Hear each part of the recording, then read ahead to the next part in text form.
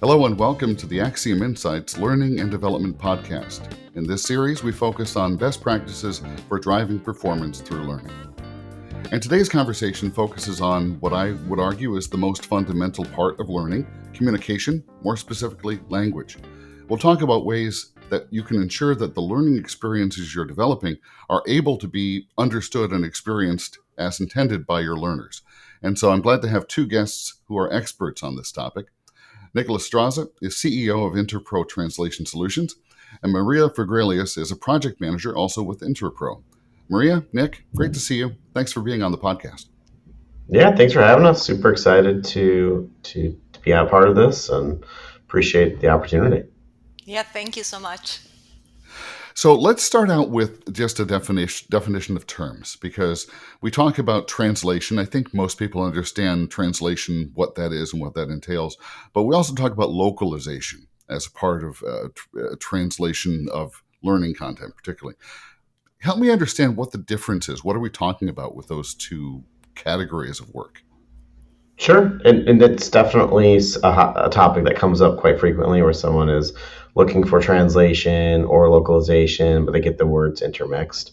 Probably the simplest way to explain it is translation is more word for word, making sure that the words are accurately translated.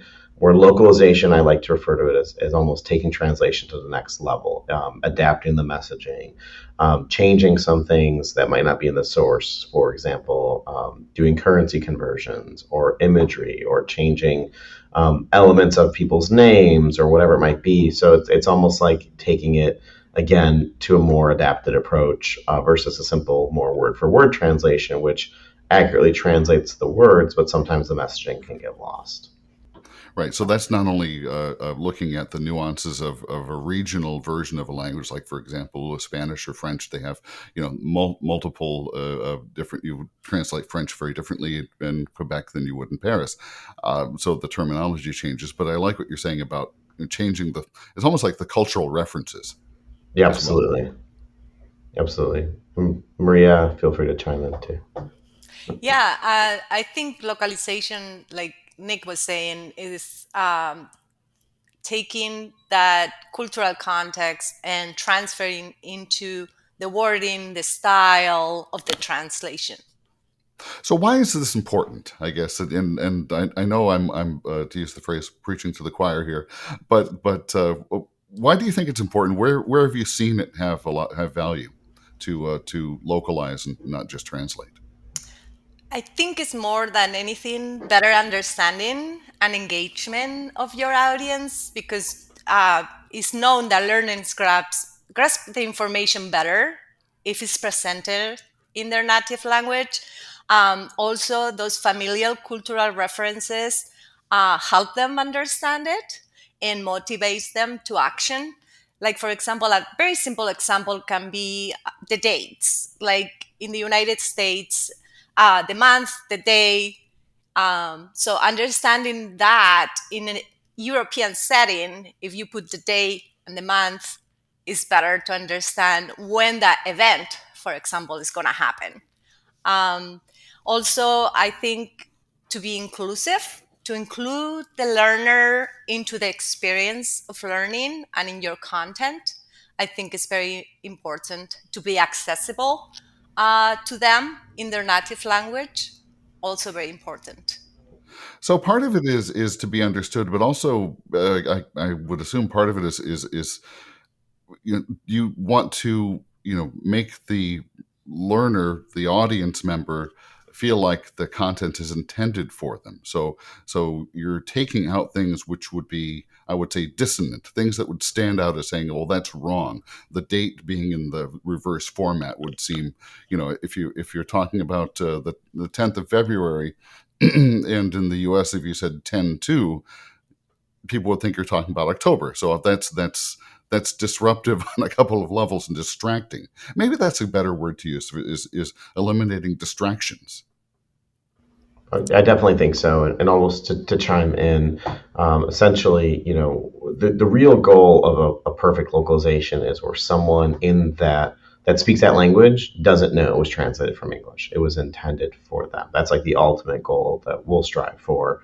The other thing is mistranslations. It could or could really like offend a learner or really hamper their learning abilities. If something, sometimes they're comical. There's a lot of examples out there of really, really big companies that have made mistakes that could have been avoided if they just did translation or localization or took it a little more seriously.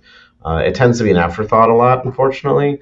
But in general, you can really, really adapt that messaging to someone in their language, and that can go a long way. It also makes them feel, more like the company took the time to really do this right for them. So it almost can help anyone taking the training or a customer feel, wow, this company really, wants me to learn. They took the time to accurately translate this. It's professional. It looks like something, for my country or where I'm from.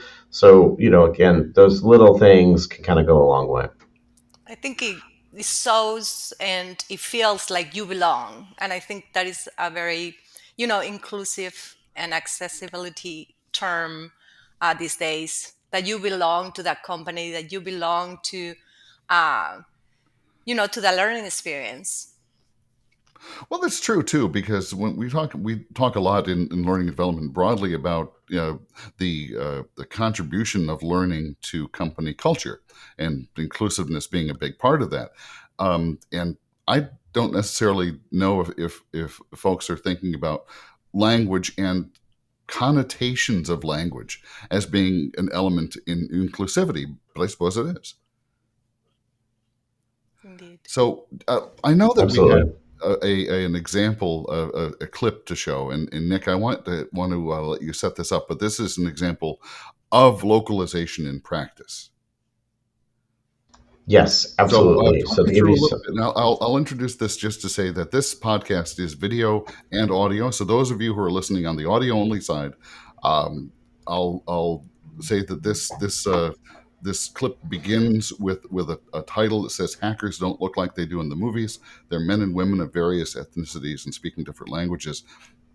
To view the clip, though, go to axiomlearningsolutions.com/podcast. You can find the video version there if you're listening on your audio only device, or go to YouTube and just search for Axiom Insights, and you'll see the video there. But so, Nick, what are we going to be seeing here? Sure, sure. Let me give you a little bit of context here. So, a client of ours is a company called KnowBe4, and they are the provider of the world's largest security awareness training and simulated phishing platform. KnowBe4 really takes localization seriously into the next level. They don't just translate copy; they truly localize the content in their learning, such as character names, imagery, names of organizations, and more. Very global. So in fact, we'd like to show you this video, and it really showcases an example of doing true localization. So KnowBe4 they took the time and the investment to preview their training course for the social engineering red flags, or SURF as they call it, to include actual actors speaking in their native language, instead of just doing a voiceover or captions. They really did it in a very unique way. So I'm really excited to be able to show you this. That's great. Let's take a look at the clip.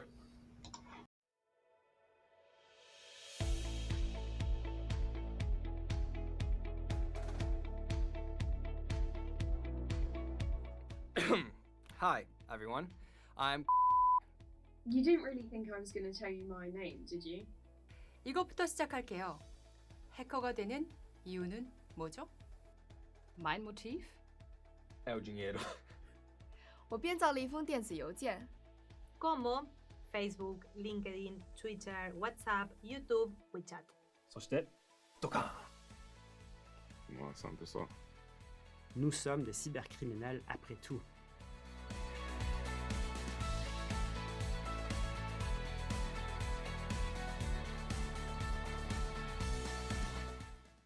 And if you're listening to the audio feed only, you've heard the audio side but haven't seen the video side, axiomlearningsolutions.com/podcast, or look for Axiom Insights on YouTube, and you'll be able to see the video clip in its context as well. So you mentioned earlier, Nick, that you find that translation and localization is oftentimes an afterthought or comes later in the process. Like I would infer, I think accurately, that you'd advocate for thinking of it earlier on. This being an Sure. example, I assume of when it was embraced a little bit more holistically earlier on. At what stage should translation localization enter the picture, and how do you start approaching the need? How do you define the need for that early on in a learning project? Sure, sure. Great points. And I believe a lot of organizations just they might have a more visibility on needing to translate. We bumped into a lot of situations where, a client didn't know that the learning had to be localized. They had a customer that that is new in that country. It's a new initiative for them. Versus organizations that they know everything needs to be translated, so they are able to keep localization in mind at the design stage. So, we've done some presentations with Society of Technical Communications (STC), and we got some good feedback there. Where it's like, if you can write with localization in mind, it's clean writing and learning anyways. So for the English, so I think again in general, there's a lot of things someone who's developing a learning program or training or an ILT or a VILT could keep in mind early on. And being able to pull, a partner like us in at the early stages can help us. We can review the storyboard, give some suggestions. Different things can kind of go a long way, like making sure there's enough room on the screen, minimizing text and graphics. If there's voiceover, minimizing the syncing points if it's like in a tool like Storyline, and then imagery, adapting the imagery to be more diverse or allowing for budget to maybe place different imagery in or refilm or whatever it might be. Obviously voiceover is always preferred, but might not be allowed by budget. We might have to do captions, which could distract the viewer depending on what you're showing on the screen. So there's a lot of little elements that can come into play. And what's fun about what we do is every language has different nuances. Spanish expands, Arabic's right to left, simplified Chinese shrinks. So it's like a lot of work does go into fully localizing, a training or for a learner. But if we can be brought in earlier on, or if whoever's developing content, if you think it might be translated and you don't know, try to think in terms of this isn't just for the U.S. or English-speaking audience. Will this phrase translate? We bumped into a lot of different situations where, different types of expressions that make sense here, knock it out of the park, or this is easy as pie, or different things like that. The okay sign, these are things that do not translate very, very well or at all. You need to localize it. But the more of those, marketing is really hard. Marketing type things is where we bump into the most challenges. Well, If you're then you anything, can yeah, go rely ahead. on idioms when you're talking about, I Yeah. guess, more casual, maybe less technical speech. The idioms that you were just give a few examples of, yeah, they are problematic. And Maria, let me ask you because so if you're working with someone in the development of their content, and you're trying to counsel them, how you know how can folks write the original the first draft in English, for example, anticipating translation? What have you seen as things people should look out for? I guess idiomatic expressions would be one of them. For for content, I think there will be the first step that you have to look before localization is where localization really starts in your content. And what I have used in the past is just flagging, just little flags. What it can be too US-centric that cannot be used in other countries or even in the United States if you are marketing, for example, Hispanics. So I think just little flags that it can be problematic content that can be like, for example, it's very difficult to translate humor because everybody has different, it's all in your background, in your beliefs. So I think humor, I will avoid it totally because it's very hard to translate, like Nick was saying, expressions. But I think the little flags, examples, just to make them resonate with your audience, and that they are not US centric, they can be global. Just try to globalize your training or your e-learning for a global audience. Right. And as you were saying, you're approaching it with sort of the future use in mind when you're developing content. And this is in some ways the same advice we give anybody who's developing learning content is think with the end application in mind and think in a modular sense. So the parts that will need to be swapped out for different audiences can be easily. Yeah, I have an example of it's not a e-learning. It was a poster that we localized for different regions around the world. It was a global compliance poster for gifts and entertainment, and it was just a poster, and they have about giving gifts and how legal what is lawful to giving gifts and accepting gifts from vendors and customers.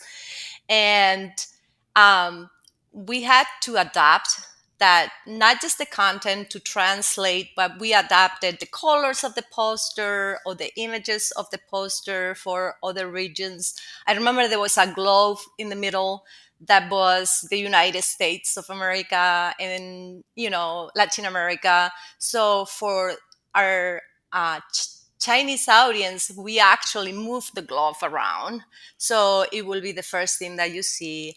Like the gift was different for China, or for Argentina, it was more like a bottle of wine. So just those little things, like images, the colors, is so important. So it resonates with the target audience. Yeah, and so the role of the translation firm then is you're sort of I would say almost visually proofreading in some ways. So you're looking for those perhaps dissonant details that whoever created the content might not Yes. have seen the first time. And I don't think AI can pick that kind of stuff up quite yet. Yeah. And so we work primarily with in-country linguists, depending on what the target market is. Canada for French versus Europe, Brazil, versus Europe, simplified mainland Chinese, or versus traditional or Hong Kong. And because by default our model is set up with working with real human linguists immersed in the culture, they're going to pick up things like that as part of the localization process or the final QA process. We always go through whatever it is, a one-page memo, an e-learning course in 30 languages. We go through a web page, an email, a text message, whatever we're localizing. We always have a native speaker who does the final review. So it's not just translation, it's revision, proofreading, putting things together, and then final QA. And that's the whole localization, package with a bow, right? But that's where we'll catch things because of that element, which might be a good segue. I don't know. Mentioned AI, and I did want to speak to the elephant in the room, which is Sure. machine translation AI technology, perhaps competition. We've been able to put text in Google Translate for free for years. So I wanted to get your thoughts. What's the best role and what's the place of technology in translation? Whether and Sure. maybe talk us through kind of what that looks like in practice. Yes. Well, I'm glad this was brought up. I wasn't sure. No, I'm just kidding. So AI is a pretty big buzzword. But I mean, just a quick background. Machine translation's been around a really, really long time. It's not like a new concept. I think it goes back to like the mid 1950s where we were testing some things through IBM. And it's essentially just not there quite yet still. It could be serviceable depending on the type of content. Some languages are better than others. Where we've seen the best use case so far has been with voiceover recording. So AI voiceover recording, not text to speech. And it's been getting better and better for certain languages, Spanish, French. It's not there yet for a lot of the Asian languages. But that seemed to kind of been the first, dipping our toes in the shallow end based on what clients are looking for. But it is getting better, and I think the auto captioning, there's some things that are speeding up the process. It's definitely something that we're monitoring and continually testing. But again, the human element we believe will always be a part of it, making sure that we do post editing, whatever it might be, making sure that a native speaker, a professional linguist, is reviewing it for accuracy. The messaging is still going to get there, but a lot of the things we talked about already in this podcast, I don't think AI is going to be able to catch, these cultural nuances and catch and adapt. But Maria, you might have some thoughts too on this. Yeah, I think the challenging thing with AI and MT is bias. They train with all this data from the internet that unfortunately contains biases. So just an example, like a nurse and a doctor, even if the data that they are trained is English, which is gender neutral, they still have those stereotypes. So when you translate that with AI, unfortunately, if you are using a language like Spanish or Italian, which is it's a gender language, the nurse is always going to be a female, the doctor is going to be always a male. So I think that is the most problematic thing right now with AI and MT, that those biases are there because the data that they feed into, they already have the bias. So that is why they learn. So the human factor to catch those kind of things is very important. So post editing, I think, is right now is the only solution to work with those systems, just to have a human to post edit and to watch for errors and biases in And I that think again, translation. that's a super great point. Sorry, Marina. No, it's a great point, and we're seeing some misconceptions where potential clients are thinking that AI is going to be a lot cheaper. We think the advantage is going to be more in the speed. And we think the influx of content being developed in English and source is going to lead to more needs for AI, parse through and then post editing. But I think it will be less expensive. It won't be as good, but it's not going to be like as less expensive that I think people are thinking. That's been our conversation so far because of that post editing and needing to do it, that massaging. Sure. Yeah, I'm And it looking makes sense to me. forward. I'm sorry. I'm looking forward to see what AI can bring us in the localization world because, like, for example, MT is very limited with context. So MT, when you translate with MT, only sees one segment, one sentence. So it translates a sentence without context about what is around. AI actually looks around the whole page or the whole, e-learning. So it's starting to translate with all that context. So I am looking forward to see how it develops in the future because it gives you the greater picture compared with MT that only is like little sentences and put them together in a translation. So I'm looking forward to see what it comes out. Right. Yeah. So you have the machine translation as a tool. The AI is a perhaps more sophisticated version of that tool. But it Mm. sounds like what we're talking about is so it can perhaps reduce the amount of time required and I mean, certainly compared to manual, human purely human translation. So you could drive costs down, but it's almost like the 80-20 rule applied here because it can get you some ways toward the finish line, but that last mile or that last piece still needs a human to run quality control. It sounds like. Yeah. And we've seen instances where it's just cheaper to translate it from scratch. So it depends, again, on the language, the subject matter. So it's a lot of factors. I mean, we'll look at everything case by case and try to provide options or point whoever we're talking to in the right direction. But again, I think your idea is right there. And it's almost like when someone's remodeling their kitchen. It's that extra 5-10% at the end that can make a big difference. It's those final elements that it's really important. We don't see a way that can be skipped. So, Maria, you mentioned a compliance poster as an example, and that got me thinking that, well, a lot of materials that people work with in learning and development have specific terms of art, whether it's legal terms or whether it's technical language. So what's the best approach then when you have a project that has specific technical language that it's accurately transferred to the final product after the translation localization? How do you manage terms that I mean, arguably, does the translator need to understand the terms of art? How does that work? Well, I will recommend first a glossary where you extract those key terms and you translate them into the language first with context. I think a glossary is the first step, so everybody is in the same terms, so understanding those key terms and what they mean, and then you can translate them. Second, using subject matter experts, because not every translator is an expert of everything.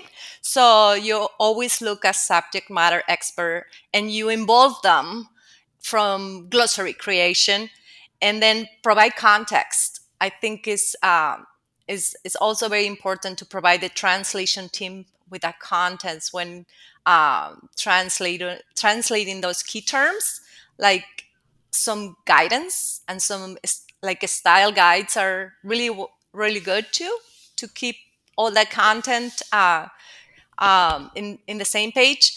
And I think my favorite of all, like everything is collaboration. I think some clients have client reviewers, and they usually are experts in the content that they are translating. So like open communication before the translation partner, the translators, the client reviewers, I think is very important. So everybody is in the same page with the final localized product. And just to add, languages are very, very preferential. So we do recommend if an organization, has an in-country or subject matter expert or native speaker, to get involved early on because of those preferences. So I'm really glad Maria brought up the glossary concept, because that's something that it's almost like the foundation to building a house. It's something that we should really do, early on in the process, establish those key terms, and it will save a lot of time later on. If, instead of sneaker, I want shoe. The translation's accurate, there could be 17 ways to say popcorn in Spanish, and depending on where you're from, it's all popcorn. But what are the preferences? What is the best translation that this specific client and their tone and their market needs? Well, Nick, Maria, it's been a pleasure chatting with you. How can someone get a hold of you if they would like to talk translation localization? Yeah, we're super flexible and would love to have a follow-up conversation with anybody or that might have a question or a sample quote or a pain point and what they're currently doing with translation or localization.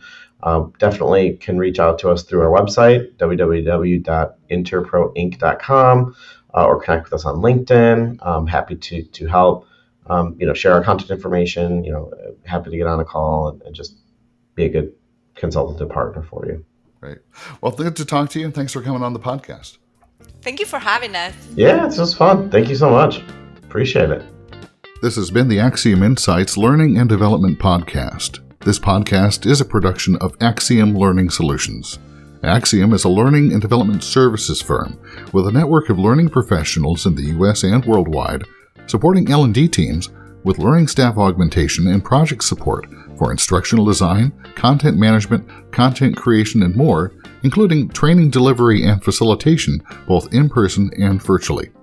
To learn more about how AXIOM can help you and your team achieve your learning goals, visit AXIOMLearningsolutions.com. And thanks again for listening to the AXIOM Insights podcast.